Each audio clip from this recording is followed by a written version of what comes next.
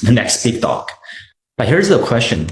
Can you really become a global leader when you mess around with your neighbors, when you mistreat your allies, and broadcast your ambitions before building your foundations? That's not strategy. That's self-sabotage. A lot of India's current optimism comes from looking at how China handled the Cold War. Back then, China was incredibly strategic. It played against both sides. China sided with the Soviet Union when the US was dominating and bullying back in the 1950s. And then China switched sides to cooperate with the US once the Soviets became bullying around in the 1970s.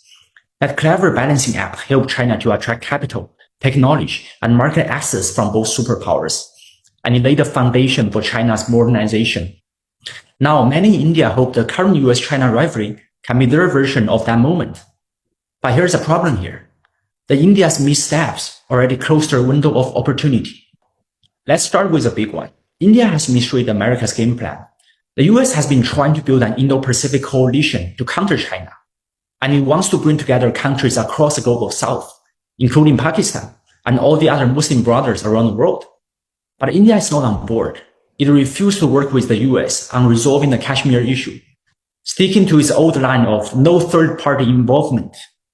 That decision has pushed Pakistan even closer to China, totally undercutting America's grand strategy. Now contrast that with China in the 1970s.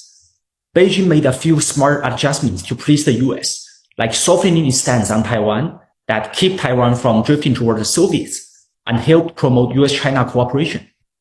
India, on the other hand, just said, no thanks, we will do this our own way. It's starting to look a lot less valuable to Washington now. India indeed should be cautious about the true intention of the American imperialists in Washington. They never treated India as an equal and never will. It sees India more like it sees Japan or South Korea, a strategic pawn, not a partner. And they do have high expectations. Washington expects India to cut ties with their traditional allies like Russia and Iran. The idea of a so-called democratic alliance sounds nice on paper. But at the end of the day, the US is looking to scramble the world for itself, not for India.